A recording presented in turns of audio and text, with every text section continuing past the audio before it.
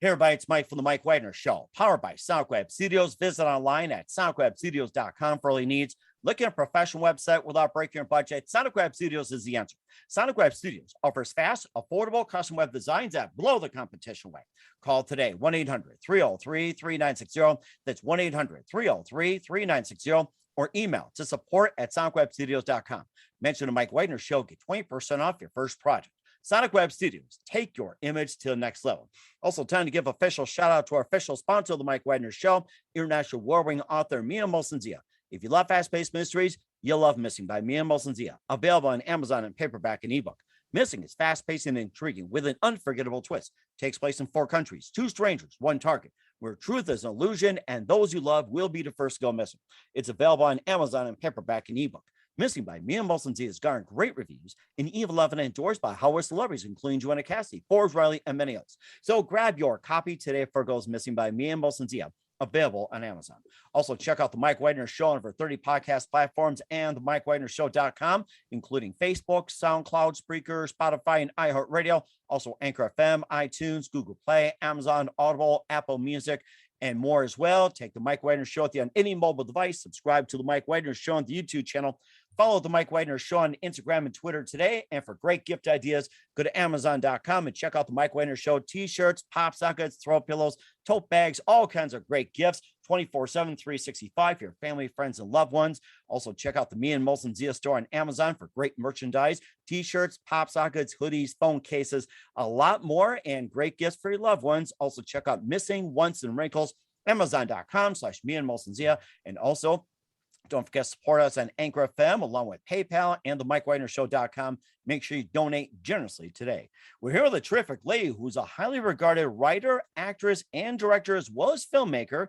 And her husband, Matt Ford, formed Abhorrent Behavior Productions. And we're going to find out when the meaning behind the name, but don't let that fool you. They've produced dozens of award-winning short films, web series, music videos, and more as well. 2 feature films they've been doing since 2017. And the latest movie features a number of amazing actors like Anthony Goes, Maya Reeve, Jack Herhol, and more. And this is about a story that's taking place as well, too. And they've also done Happy Birthday, Ray, Hemorrhage, Key Question, and we're going to talk about the latest movie that's out right now and says 10 times fast, okay? If you say it 10 times fast, I'm sure we'll give you a little something. It's Borealis Borealis, so say it 10 times fast before we proceed. Live, ladies and gentlemen, from the Plus Studios in beautiful downtown Los Angeles, the amazing, multi-talented writer, actress, director, and filmmaker of Borealis Borealis.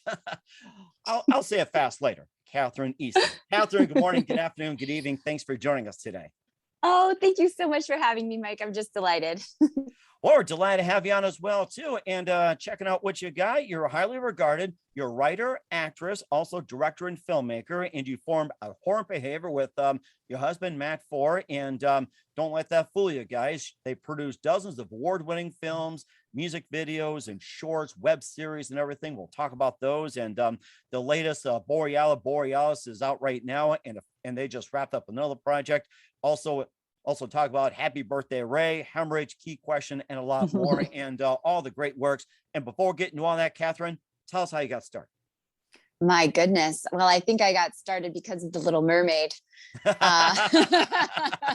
Did you say Borealis too many times before getting caught by that big fish or that big bad king or something? Exactly. I didn't know what that was back then, but yeah, I think that's where it started for me, is singing and Disney movies and stuff. And then it sort of took off from there. I ended up going to musical theater school and going to acting school in New York City and studied with a lot of really wonderful people. And that eventually took me out to Los Angeles because my real passion at the end of the day was filmmaking. And I just wanted to be in the land where that all happened. Mm-hmm. That's so amazing. And what was that one precise moment that simply influenced you into what you're doing for the rest of your life? Ooh, probably the Goonies. The Goonies. Oh my the gosh. Goonies. Yeah. Yeah. Can they say Borealis 10 times fast? It's like, I bet they could. Yeah. It's like, give them water and allow them to go to the refrigerator at midnight. Then they'll be Santa. And then they get tongue twisted and go like that. Yep, exactly. And it's like, it's Borealia. So like, it's like, if you think of like Aurora Borealis, Aurelia, Princess Aurelia, right? That's a Disney thing. So it's Mhm. Borrelia. So Borrelia. it's a little easier. So that's how it sounds like a flower to me. Borrelia. It just sounds so pretty. But the Goonies is exactly where it started for me. That's when I was like, oh, I want to make movies. I want to do movies like, I want to make movies like this. I love filmmaking in general. And it just sort of started a love affair for me. So I became a cinephile in my teens. Yeah. That's rather interesting. And speaking of movies, besides The Little Mermaid and Goonies, what are some of your other favorite movies growing up? Ooh, I really, really love have you ever seen the movie Prisoners? It's by the director who just directed Dune, Denis Villeneuve. It's also Sicario. I love crime thrillers, which is hilarious because the first movie that I made was a love story. The second movie I made was a crime thriller. But I love all movies. I love Shakespeare in Love. I do love Titanic also. Huge Leonardo DiCaprio fan. Mhm. And I also really dig the old school stuff. I am a big, big fan of the director, Alan Pakula, who directed Clute and All the President's Men. And I think Oh, we just have a wow. lot to learn from those kind of movies cinematically. All the President's Men. I remember watching a movie even when I was young. It's like I picked up right away. I says that was an amazing movie. It was that, and Yeah. also The Paper Chase. And I think those are like my first two serious movies I watched. So good. I was more into cartoons and everything else. Those are the first two serious movies I watched was All the President's Men and The Paper Chase, and that's what led me down the So path of like good. just expanding. I mean, whew, amazing. Exactly. And Stanley Kubrick, I'm really, I love The Shining. I love 2001. I really actually like studying filmmakers in general, people who like, and studying their whole body of work. Like right now I'm really into Mike Flanagan, Mhm. who directed Midnight Mass, which is on Netflix, which is sort of like a 7-hour movie. It's a Wow. cinematic 7-hour movie. I mean, it's technically a limited series, but that's what we're doing with TV now, right? With these little limited series where you can make a longer kind of movie, but it's technically a series. So Mhm. Almost like binge watching in a way too, bit by bit, but then just string together. exactly. I just think it's really fascinating to see where people start and then where they end up. Especially as like they get more funding. You make your first couple of independent films and you see Mike Flanagan's stuff and you're like, wow, it's so amazing to see what this guy did with no money. And then once he ended up getting money and funded by studios and Netflix and whatnot, you're just like, man, that's the dream, right? And of course, they're all like, I want to be like this guy. So, Yes, exactly. ah, Exactly. I want to be like Mike Flanagan. a very good role model. It's like, you don't have to have money. It's like, have the money come to you. It's like, I like that approach much, much better. I gotta say. 100%. The Yes, it is. next one, the money's coming to me, baby. There you go. We'll see to it for sure. And going back to Oh, Stanley thank you. Kubrick, you talk about some of his movies. What are your thoughts on Clockwork Orange?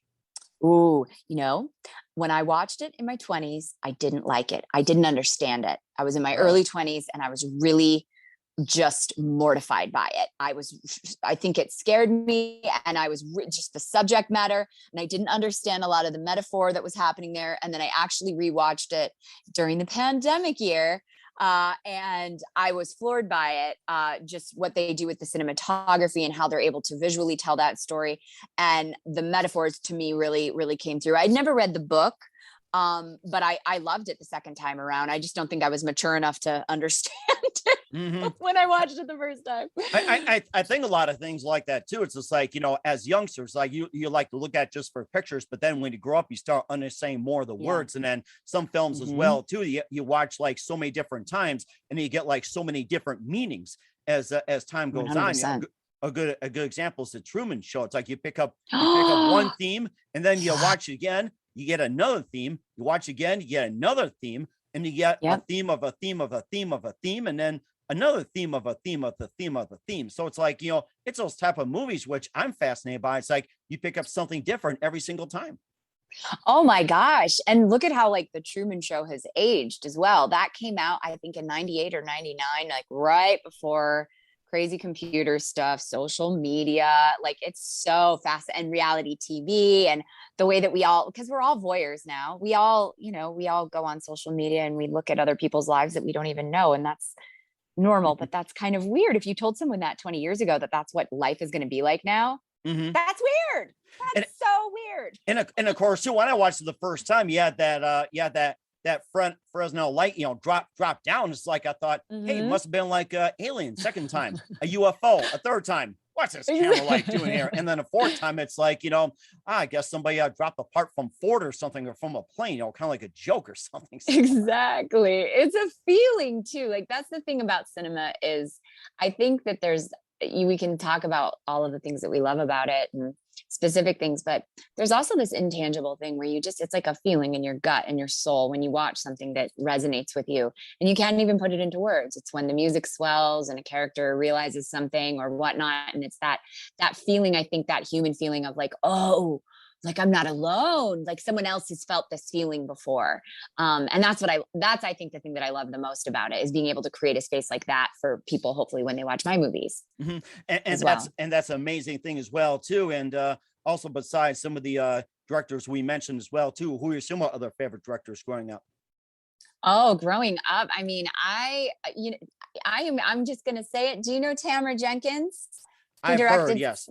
Slums of Beverly Hills. So she was, I would say she was I found her in my teens because up until Tamara Jenkins, I don't think I was probably 15 or 16 years old when I found her. I didn't realize women could be directors. Mm-hmm. How sad is that? Mm-hmm. I didn't get it. Of course I love, Steven Spielberg and all of James Cameron and the classics like that. And as I mentioned, Alan Pakula and Stanley Kubrick. But when you're a kid and you're watching the credits, you never see when I was a kid, I was born in the 80s. I never really saw a woman's name and as the director ever until Tamara Jenkins, until I saw Slums of Beverly Hills. And that sort of was a game changer for me. Sort of like, a woman could be president, right? Of course. Exactly right. And we're getting close, to be honest with you. We do have a female vice president. Our president is pretty much a step or two away, and it's getting to be happening too. So I think so too. And of course, speaking of all the game-changing directors and movies and everything, who are some of your favorite actors and actresses growing up? Oh my gosh.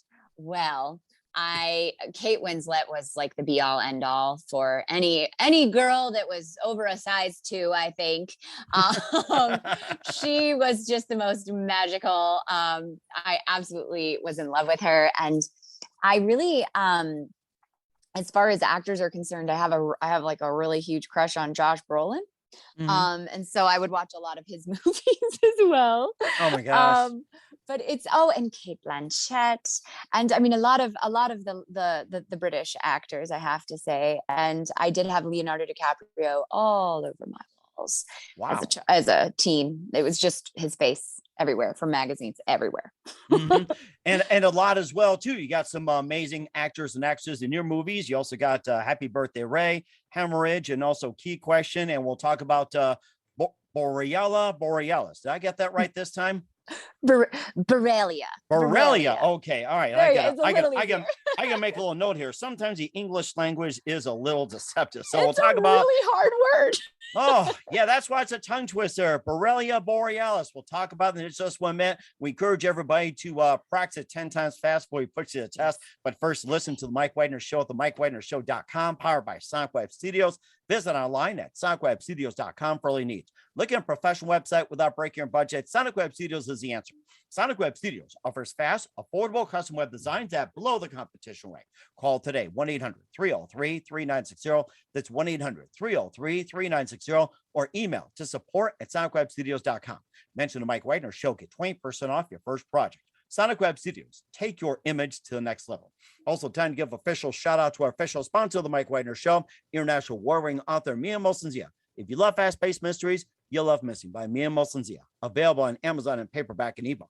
Missing is fast-paced and intriguing with an unforgettable twist. Takes place in 4 countries, 2 strangers, 1 target, where truth is an illusion and those you love will be the first to go missing.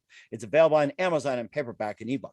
Missing by Mia Molson-Zia has garnered great reviews and even loved and endorsed by Howard celebrities, including Joanna Cassidy, Forbes Riley, and many others. So grab your copy today for Girls Missing by Mia Molson-Zia, available on Amazon. Also, check out the Mike Widener Show at themikewidnershow.com on over 30 podcast platforms. Take us with you on any mobile device. Subscribe to the Mike Widener Show on the YouTube channel.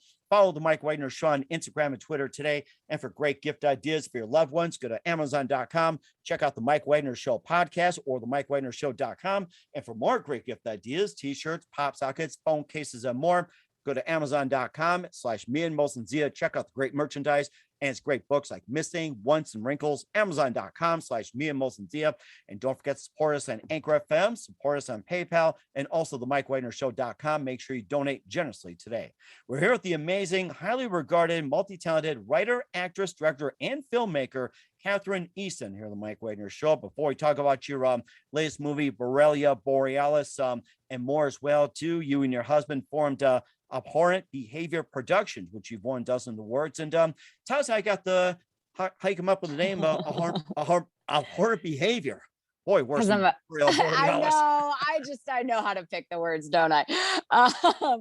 I started that with my husband because I am a rule breaker. I don't really like following the rules. I don't like doing things the way that I'm told to do them. I don't like doing things the old-fashioned way, the antiquated way. I think there's a lot of problems in our industry just as far as how we make films, how we make content. And, we're hearing a lot about that now with the IATSE strikes and things like that, with the dysfunction of how this industry really is. This industry is built on dysfunction in a lot of ways. And so I take a really different approach to my sets. I like things to be a lot looser. There's a lot of shoulds. Hey, well, in the first act, this is what should happen in order to propel us into the second act. And that stuff to me is so unbelievably boring. Interesting. Tell that to Steven Spielberg. I dare you. I know. So, I mean, not that I was a troublemaker in school. I think I did get sent to the principal's office a few times, but I just imagine this as like... You'd say a few times? I thought it was several, or was it 10 or 20? I thought it was a few. Is it more than a few for you? Well, just a few, but they were good, juicy ones when I did get in trouble. I mean, like, I got detention a few times, and it's usually because I was talking back, but again, abhorrent behavior. I imagine it's like the vice principal writing it on the report card. Abhorrent behavior, right? That's me. I will display abhorrent behavior 100 times. So it's great, like, because also I think it also stemmed from the fact that making things low budget is very hard if you don't have certain resources or favors. And I really wanted to prove that you don't need a lot of money to do really great things, to do really fun, exciting content. You just really need to have heart and have a really good idea and have wonderful people around you, and really great art can come from that. And you don't need, $50 million. Of course, that would be nice if someone would like to give me 50 million, please. I would love that. But you really don't need it. We overcomplicate these things. I like to simplify the process. And also, how'd you first meet up with Matt Ford when it comes to production before that? Well, we met in an elevator, and we were actually on a film shoot together, and then the rest is history. We, he works as an independent cinematographer, and I also, I have had plenty of jobs as a writer, as an actress, as a director in other ways, but this was a way for us to sort of control what gets put out there. We wanted to make movies that we would want to see, and especially now, I think the movie industry, I mean, we're coming back after COVID, right? But just seems like it's a lot of studio movies, and they are wonderful. But it does feel like, as far as independent film is concerned, as far as festivals and whatnot, it's like you've got your big studio movies, and then you've got your Sundance type movies, which are funded by sometimes studios. Right. So yeah. We don't need to say the word, or we risk getting censored. So I know how that goes. I mean, it's like an independent movie is $20 million or less. And it's like, to me, I'm like, no, that's no. If you have $20 million, that there should be a different category for that. So exactly. I kind of really want to bring back that grassroots independent spirit for real, in a real way. And of course, you've also won dozens of awards in the process as well, too. That you also won, dozens of awards, including short films, web series, music videos, and you got also 2 feature films in 17. You also did Happy Birthday, Ray, Hemorrhage, Key Question, and tell us about those films. And if you got some more you'd like Yeah. to talk about, feel free to do Oh, so. lovely. Oh, thank you so much. Well, Hemorrhage and Happy Birthday, Ray, they were each short films, but they also were scripts. So those are my 2 scripts, feature scripts, that made it to the Academy Nickel quarterfinals list, which they usually have around 10,000 submissions a year. And each year they whittle that down to about 300. Wow. And then they whittle it down to about 100 and then to about 5. And so if you make it into, that category, I ended, which is, tough to do. I'd been trying to do that for a while, and I've made that twice now, into the quarterfinals category. So, a script of 300 of 10,000. But that also ties into the abhorrent behavior thing, honestly, because again, this industry wants you to believe that these things matter. I'm not saying they don't. They do. It is really great to be on those lists. But those lists, prestigious as they are very by the book. You basically read the book on how to write a really great script, and it's sort of paint by numbers, and you do it that way, and then you can make these lists, and that's really wonderful. I'm not diminishing that, but a script is not a movie, and that is what I have found out in the past 2 years making 2 actual feature films myself.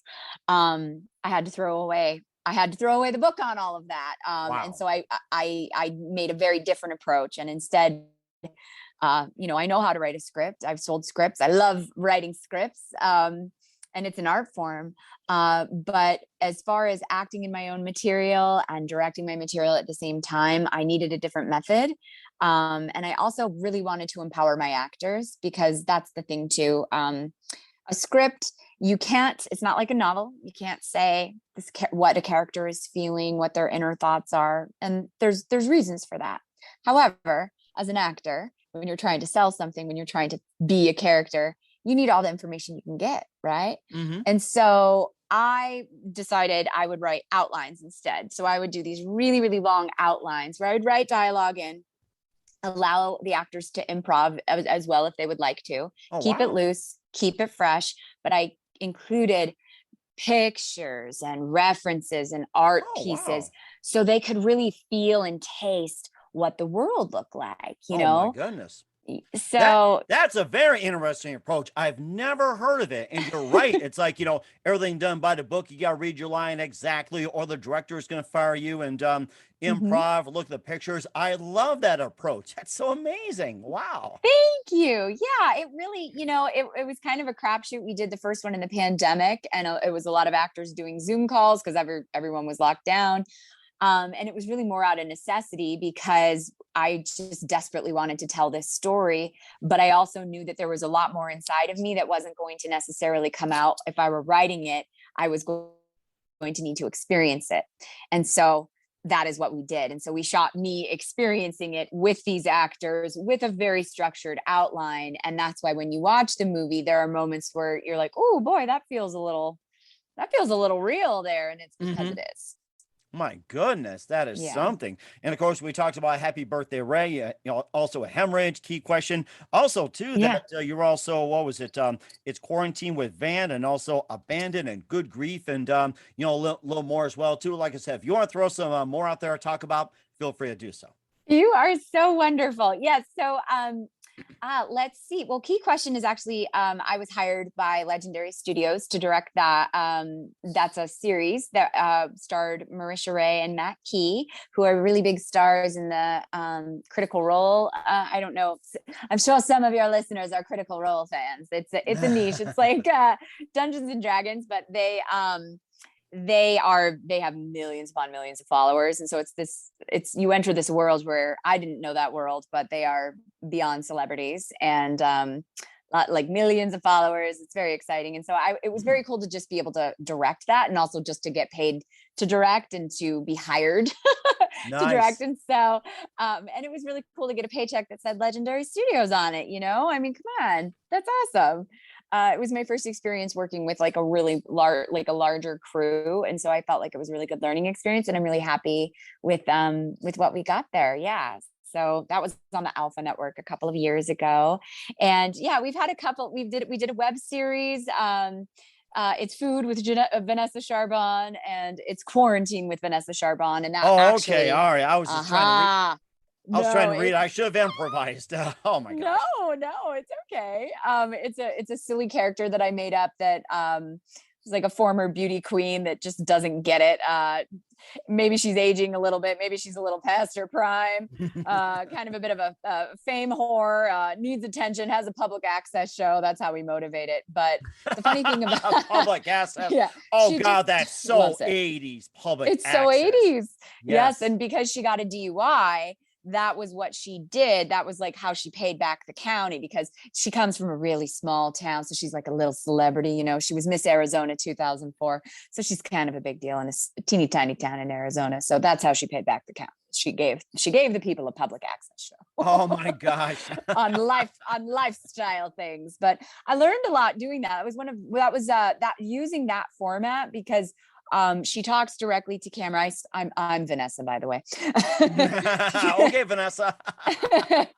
She talks directly to the camera, like in a confessional style, sort of like The Office. But then it's like commenting on the action that's happening, where it's like, oh, she's going to do an at-home spa day, or she's going to bake a creme brulee, or she's going to, you know, it's educational, right?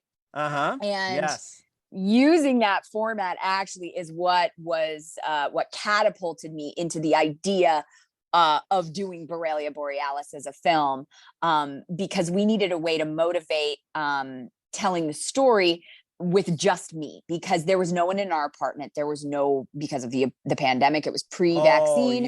No one could come over. So of course you don't want to make a 90-minute movie of just Zoom calls. So there are Zoom calls in the movie, and they comment on things, but they're few and far between. Not few and far between, but it's not you're not looking at a Zoom screen the entire time. It's shot very cinematically. And so we had a very lovely cinema camera with my cinematographer husband, and he was able to really get some beautiful, gorgeous shots, celestial things. It's about astral projection. So it's like we've got some laser light shows. Honestly, Mike, I think I haven't done it, but I do think it would be a fun movie to just like go. And if you do enjoy a little edible here and there, it would be a fun movie to do that with. Oh my gosh, that'd be something. We'll talk more about Borrelia Borealis in just 1 minute, along with what's coming up. You listen to The Mike Wagner Show at themikewagnershow.com, powered by Sonic Web Studios. Visit online at sonicwebstudios.com for all your needs. Also brought to you by our official sponsor of The Mike Wagner Show, international war-wearing author Mia Molson's of Missing, available on Amazon and paperback and ebook. And check out The Mike Wagner Show at themikewagnershow.com.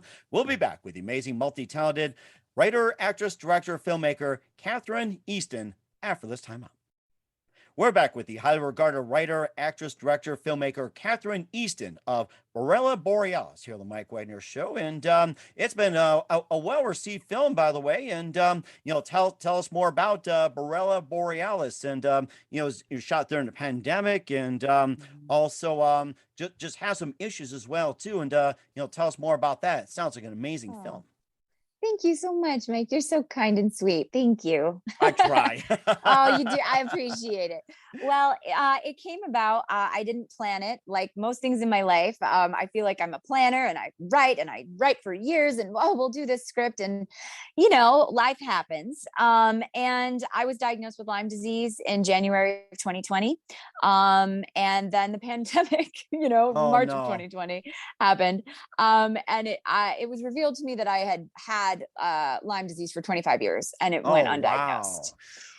Yeah. And so I was really going through it just because I had all these mysterious things that were happening, and I was ill. I was very ill. I had a lot of inflammation in my body, had a lot of brain fog. I was in pain. There were just so many things that weren't explained. And so I was really angry and really confused just by that entire situation. And I needed to put it into something positive, which for me is always art. Art is a really great way for me to be able to express myself. And I know there's also a lot of people out there that have autoimmune problems. Even you can include long COVID with that now. There's a lot of similarities with the extra things, the symptoms that you have.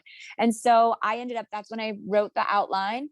And I just reached out to every wonderful actor that I knew and asked if they would work for basically nothing, and call in. And I asked one of my very responsible friends, who's a wonderful actress, Maya Reeves, to play my doctor. And she's so good in this movie. People thought she was an actual doctor. Oh my gosh. They're like, is that your doctor? You're real? I'm like, no, she's a wonderful actress. Like, yes, I do. I am a doctor. I do play one on TV. Thank you very much. I do play one on TV. And then the wonderful Anthony Goes, who plays my love interest in this movie, who's just a very, very dear friend of mine.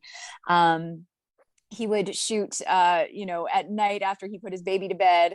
I had a baby at home, and, he's working all day. And then he would, at night, he would come in for a few hours, and we would shoot our little lovey-dovey scenes. And what I didn't realize at the time was I thought I was making a movie about, Lyme disease and what it, because a lot of people don't understand Lyme disease, and there's plenty of people that don't really even think it's a thing, or just take an antibiotic, you'll be fine, you'll be better. And it can manifest into many other things like MS, Parkinson's. It can kill you. And you have to just really take good care of yourself. And so I wanted to talk a lot about that, but then it ended up sort of being de facto therapy in a way, because also here we are, we're all shut down in this pandemic. We can't really see people. We can't talk to people. And so a lot of the conversations that we would end up having that we got on camera were just things that were really important to me at the time. I was sorting through a lot of past issues, trauma, which there's a huge trauma tie-in with Lyme disease. And I really think it's important that we talk about that. And I'd never seen a film like that. So I basically just let myself be the canvas, which was really scary. I don't necessarily recommend it. And it sounds so corny. But when you're watching the movie, you're experiencing me get well and come back into my body after 25 years. And of course, that's where astral projection comes in. Yes. And so there's this fun tie-in where, I was thinking, all right, in the pandemic, let's say you're in love with someone and you can't see them because they live across the country and you can't travel because of, all the travel restrictions. How do you see people? Astral projection, which is a form of meditation. And it's a little bit, it's a little woo-woo. I did a lot of research into this, but that feeling when you're falling asleep and you're almost asleep and then you kind of jolt out and you feel like you're falling. That is what they say is like the beginnings of astral projection, because when you, so when you fall asleep, and your conscious is sort of, it's resting, your body is resting. When you're dreaming, it's said that your mind, your consciousness leaves your body and goes and plays in other astral realms. And that's what dreaming is. This is, and if you meditate, this is something you can achieve. Now, I have tried this and I have not achieved that, but I do know what it's like to dream. I know what dreams are like, fantastical dreams. And so that's what I was trying to sort of create too, because we shot this movie in a 1-bedroom apartment. Oh, wow. And you wouldn't know it. We decorated every single wall differently. And we shot every single crevice you could think of, this little corner, that little corner. But because we have this device of going to the astral realm to see the person that you love, it sort of becomes a bit like a laser light show disco dance party with just beautiful lights and it's rainbows. And it's just, my husband is a very, very talented cinematographer and knows what he's doing with lighting. And so when we premiered it at LA Live a couple of weeks ago at the La Femme Film Festival, and I was really worried to see it all up on the big screen, because I was like, oh no, my little Zoom movie, was this going to translate? And it was just so much fun. It did, so, and that's a testament to my husband, the wonderful cinematographer. So.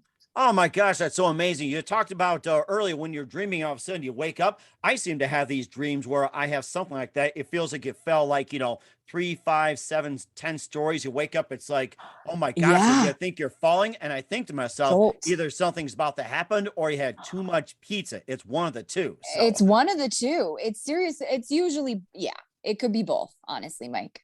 Mhm. And I've had happened before too. So word to the wise, never eat pizza before you go to bed, and you Yeah, don't have to have those dreams. So exactly. No. Yeah.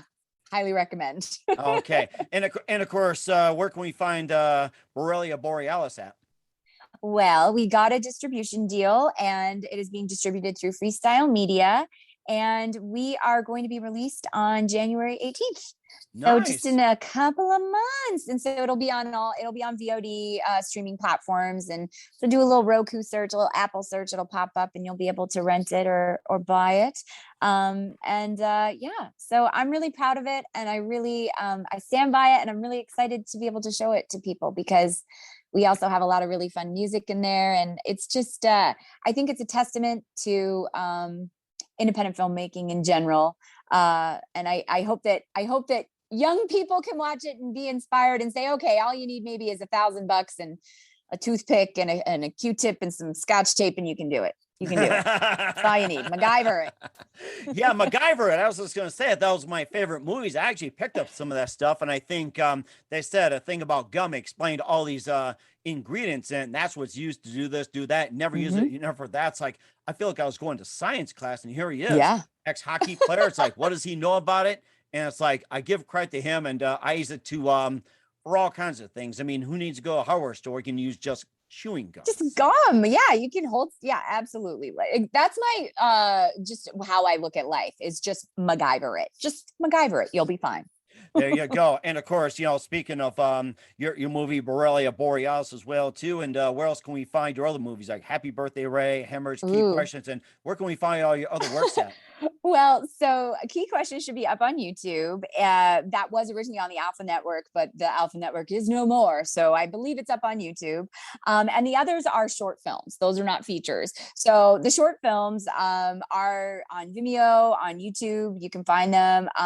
They're, they're good little pieces to, we talk about like the origins of filmmakers, like interesting to watch to see where we started and where we're at now. It takes a while. It does. It takes a long time, but Okay. I feel, yeah. All right, sounds very good. Well, check those out. We're here with Kathryne Easton, Borrelia Borealis here on the Mike Widener Show, the very talented, highly regarded, award-winning writer, actress, director, and filmmaker as well, too. And just a few more minutes here. We'd love to have you back in 2022 and beyond. And you also just wrapped up another feature as well, Yes. too. And tell us more about that. Because I lost my mind and thought, while I'm trying to sell my first movie, I'll make another one. But I had to. Mm-hmm. So Valley Heart it's totally different from Borrelia. It uses a lot of the same cast members and some really wonderful new cast members. But it's about my experience in Los Angeles Wow. as an actress. I really am obsessed with the movie Chinatown, which is a That's Roman a Polanski classic. movie. Yes. Oh my Yeah. gosh, what a classic. Yeah. It's so good. And they touch on the history of Los Angeles and how corrupt it is. And it really is. And arguably a lot of America is corrupt, but Los Angeles in particular is sort of a city that is built on a lot of broken promises and a lot of just lies and crime. And there's a lot of people that live in that city, and there's a lot of dreams that live in that city. And my experience with it has been more in particular in the Valley. And in the past year or so, I was assaulted twice. I was nearly mugged twice. Oh no. No, it's okay. You live, you learn. But I had it made me start contemplating the things I had given up on the way to the dream, right? Like, and how Los Angeles changes your brain fundamentally. When you leave Los Angeles after you've lived here for a while, you feel weird. You don't feel like you really belong anywhere else. You go and you can enjoy places, but the way that this city sort of messes with your brain and the way that, Hollywood is really insidious and really frightening.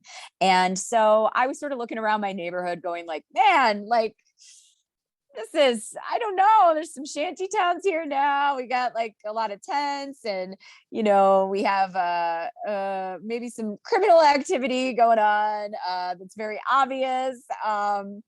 And I just was fascinated by it. And so I wanted to really write about, what have the last 10 years what have I learned in the past 10 years? I've technically lived in Los Angeles about 13 years. Mm-hmm. You win things, you lose things, you have love, you lose love, and it's all in this pursuit of this dream of being in the movies, and everyone's got a story. And so that's where it sort of started for me. And so it's a crime thriller, it's loosely based on a few things I've maybe have or have not experienced or witnessed, possibly in my own apartment building. Again, I live in the Valley. A lot happens there. And so this time we had a little bit more of a budget. And so we were able to fly out some of our favorite actors, and it was a much more structured script, but still allowed for improv. And it is very like To Live and Die in LA, Chinatown, like you said, All the President's Men. That is the vibe. That is Paranoid. amazing. So looking forward to it. And when can we expect Valley Heart to come out? Oh, I hope at some point next year. We are in the middle of post-production right now, but we're already talking to distribution companies, and we are pushing for a theatrical run because it is a theatrical film and it deserves a big screen. Oh, it sounds like it too. I can't wait. And what else can you expect from you in 2022 and beyond besides Valley Heart? Wow, this is so exciting. Thank you for asking. I'm currently working on an elevated horror film right now called Sacred Feminine. I say elevated horror because it's not like a slasher movie. It's not, it's not Friday the 13th. Although I love Freddy. I love those movies. But I'm setting out to make something a little more, along the lines of, Midsommar, or The Shining. Mm-hmm. More Here's like that. Johnny. Exactly. A little more, existential horror, slow burn. That's what I love. And that's the stuff that I think is really scary. And that is about feminine power, Mike. It's about feminine power and how much of it we have and how much of it we don't use. That's rather interesting. We're so looking forward to it. And who do you consider biggest influence in your career? Oh, the biggest influence in my career. Wow. That is a really, really interesting question. I would have to say, I've got a couple. Can I name a couple? You sure can. You can do a few, you can do several, how many you like. Okay, I have to say my dad, even though he had nothing to do with the film industry at all, but he never gave up on what he wanted to do. He was a professor at Syracuse University. He's the hardest worker on the planet, and gave me my work ethic and to not accept no as an answer when someone says, when someone shuts a door in your face. So I feel like I learned a lot just by way of like my grit and my my inability to be like, all right, no, we're gonna keep going. We may be down, but we're not out, right? Because you got to have that kind of spirit out here. And as far as like my heroes are concerned, I do love me a multi-hyphenate. So, the Ben Afflecks of the world, the Matt Damons of the world, Jennifer Westfeldt, who directed Kissing Jessica Stein. It's people like that are able to say, all right, yeah, I'm writing this. I directed it. I'm acting in it. They want to say that's impossible. It's not. And I think it's in many ways gives you a more singular voice when telling a story, which I think can be very interesting. That is very interesting. And what's the best advice you can give to anybody at this point? Anybody who's pursuing filmmaking? It can be anything in general. Anything in general? Do no harm, but take no shit. I like that. Straight and to the point. I love it. And I'm going to apply to that. It's a good credo. And I know what to do with the shit they say. So exactly. That's very impressive. We're here with the highly regarded and amazing multi-talented writer, actress, director, filmmaker, Kathryne Easton, and her latest release, Borrelia Borealis, here on the Mike Wagner Show. Kathryne, very big thank you for your time. You've been absolutely fantastic. Looking forward to having you again soon. And make sure you keep us up to date, keep in touch. Looking forward to having you on again. And once again, tell us about your upcoming projects, what's your website, how do people contact you, where can people purchase or check out your works? Yay, thank you so much. Well, you can find me on IMDb under Kathryne Isabella Easton. My Instagram handle is at Kathryne Isabel, and I'm going to spell it because I have a really weird spelling. It's at KATHRYNEISABELLE. Yes, I have lots of long names going on with everything. And Borrelia Borealis will be out January 18th on VOD streaming platforms. We certainly will check it out. Once again, Kathryne, a very big thank you for your time. You've been totally amazing. Looking forward to having you again soon. Make sure you keep us up to date. Keep in touch. Looking forward to having you on next year. And we wish you all the best. You've got a great future ahead of you. Oh, thank you so much, friend. I really appreciate it.